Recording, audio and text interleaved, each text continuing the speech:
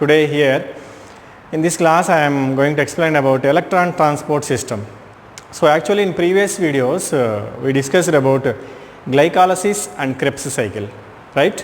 So they are the main steps in the process of respiration. First step is glycolysis and second step is Krebs cycle, right? In both these glycolysis and Krebs cycle, energy is formed in different forms, that is ATP or NADH plus H plus and FADH2, right? But ATP is considered as energy currency of the cell, है ना? And what about NADH plus H plus? What generally what we know, one NADH plus H plus is equal to 3 ATPs and one FADH2 is equal to 2 ATPs. So how can we say like that? Actually what happened in electron transport system, I mean with the help of electron transport system we can learn how one NADH plus H plus is equal to 3 ATPs, how one FADH2 is equal to 2 ATP molecules, okay, right. Actually this electron transport system takes place in mitochondria on cristae. I think you are all familiar with the structure of mitochondria, right? Because if you understand this mitochondrial structure, then that will be easy for you to learn electron transport system. See, in mitochondria this is outer membrane and here this is inner membrane. Inner membrane, it shows finger like projections towards matrix, right? So these finger like projections are called as cristae, right? Cristae. So this is outer membrane and this is inner membrane. Inner membrane shows cristae and there will be space between outer and inner membrane. So here this is the space and that space is known as intermembrane space, okay, right. And cristae are finger like projections. On cristae we can see particles. Some particles are attached on the surface of the cristae and those particles are known as F1 particles, are also known as oxisomes, okay. So here outer membrane, inner membrane, cristae, whatever it may be, they are all formed of plasma membrane. We know that plasma membrane is a unit membrane. All cell organelles, they consist of plasma membrane and plasma membrane made up of it proteins and lipids, right. So here also this is entirely plasma membrane and these inner membrane and cristae also made up of it plasma membrane only, right. See, for example, a part of this I enlarged like this, okay. So here what is this? This is outer membrane, right. And what is this? Inner membrane. This is inner membrane, right. And the space between these two is intermembrane space. This is intermembrane space, right. And this is the finger like projection. This finger like projection is known as a cristae and here this is the entire thing is matrix. This is matrix, right. Into the matrix finger like projections are there. These are called as cristae. On cristae these particles are called as F1 particles or oxisomes. Now this electron transport system, it is going to take place on the cristae, means here see this part I am going to enlarge, okay. This part I am going to enlarge and I am going to draw a diagram. With the help of that diagram I will explain electron transport system. Please remember exactly what is the location of electron transport system, otherwise you may confuse where we are, what we are learning, what he is teaching, okay. So it is very important to know exactly the location of electron transport system on cristae. So I am taking this small part I am going to zoom it, I am going to enlarge it and I am going to draw the diagram. With the help of that diagram I will clearly explain what is electron transport system, okay. Get ready. Yes, here this is the enlarged part of cristae membrane, okay. So you know already I explained that this is the cristae and this is the cristae membrane. This much part I enlarged and This is the entire diagram which shows clearly all parts, right. So here this part, upper part is matrix, and here this part is intermembrane space, and this is intermitochondrial membrane, that is nothing but a membrane of cristae, okay, right. It is nothing but plasma membrane made up of with lipids and proteins. So here this pink color, these parts, these are all called as lipids, and where these structures are proteins. As we know about fluid mosaic model of plasma membrane proposed by Singer and Nicholson, right. So here these proteins are integrated in this fat molecules, okay, right. Anyhow, here in this electron transport system, actually there are 5 complexes are there, okay. So this is complex number 1, that is called as NADH dehydrogenase, okay. So this NADH dehydrogenase is consists of the main protein, that is FMN and ferrous sulfur protein, okay. And then this is complex 2, which is called as succinate dehydrogenase complex. So this succinate dehydrogenase complex consists of again ferrous sulfur protein. Then complex 3, it consists of cytochrome BC1 complex. It is called as cytochrome BC1 complex. Again here also you can see ferrous sulfur protein, okay. And here this is complex 4, which is called as cytochrome oxidase, right. And the last complex, that is complex 5, it is also called as ATP synthase, right. Now let us see how this process of electron transport takes place. First let us take NADH plus H plus. NADH plus H plus is energy rich molecule. Now this NADH plus H plus undergoes oxidation. So whenever it undergoes oxidation, it loses H2 molecule, that means electrons and protons.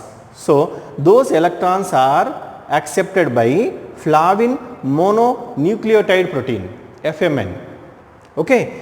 And from FMN, electrons are transported to ferrous sulfur protein, but through this chain only electrons are going to carry, but protons, they move from matrix to intermembrane space.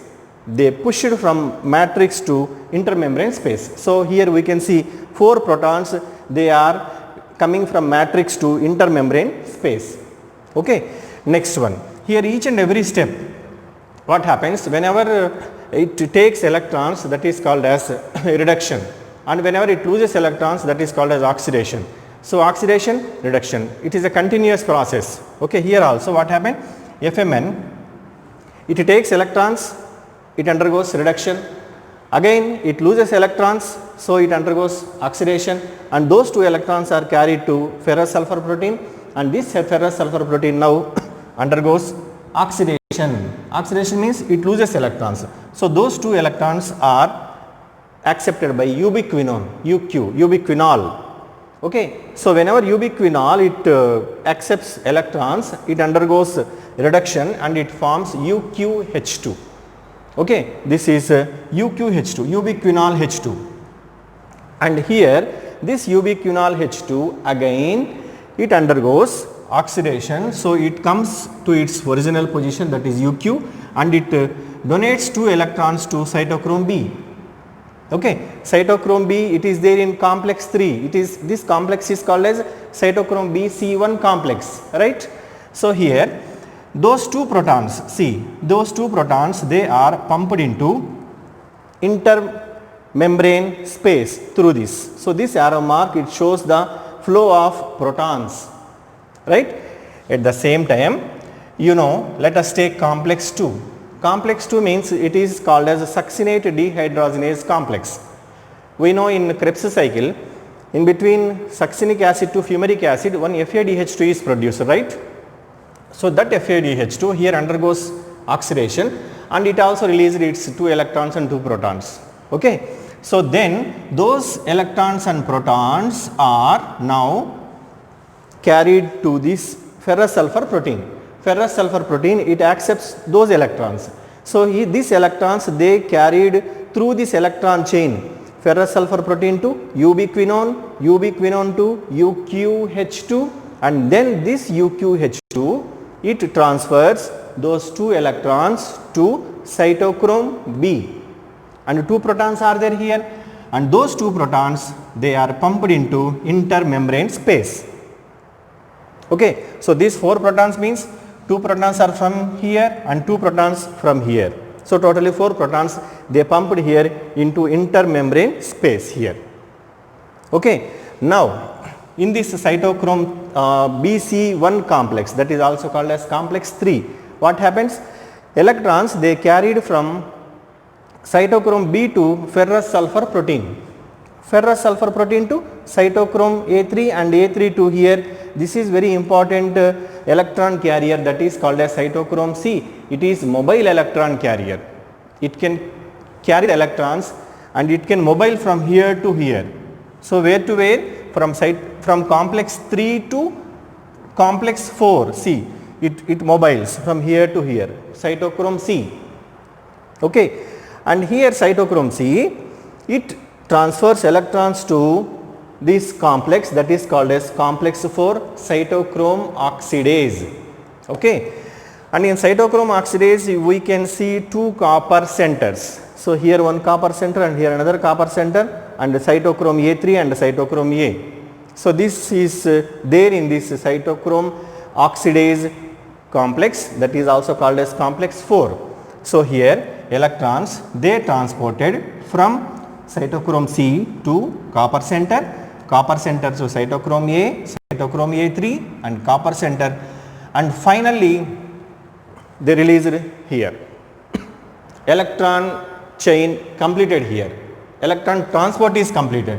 Whenever electrons are released here, then already half O2 is there, it is just waiting for electrons and protons, and with the help of these 2 electrons it takes 2 protons also and it converted into H2O. Half O2 plus 2 electrons plus 2 protons gives rise to H2O molecule, right? And remaining protons again they pumped into here. What is this? Intermembrane space. 2 protons are pumped into intermembrane space, right? Now what happened? Whenever electrons are transporting through this electron transport system, through this chain, protons are pumped into intermembrane space. Okay, so at this time actually here positive charge is increased. Positive charge is increased here because more protons are here. Protons are pumped into intermembrane space. Positive charge is increased here, and simultaneously this side negative charge. This causes electrochemical gradient between the 2 sides of the membrane. Okay, here negative charge and here highly positive charge. So what happened here? These protons they have to move from intermembrane space to matrix again. Okay, here the complex number 5, that is called as ATP synthase. ATP synthase, it is also called as coupling factor, and this ATP synthase consists of F1 part and F0 part. Okay, and they are also called as oxysomes, right? So here what happens? At a time actually 2 protons are able to move through this ATP synthase from intermembrane space to matrix. Okay, so whenever 2 protons are moving like this, then what happened? Already here ADP is there along with inorganic phosphate. So some energy, kinetic energy is released when protons are moving from here to here. So with the help of that kinetic energy, ADP combines with inorganic phosphate and ATP is produced.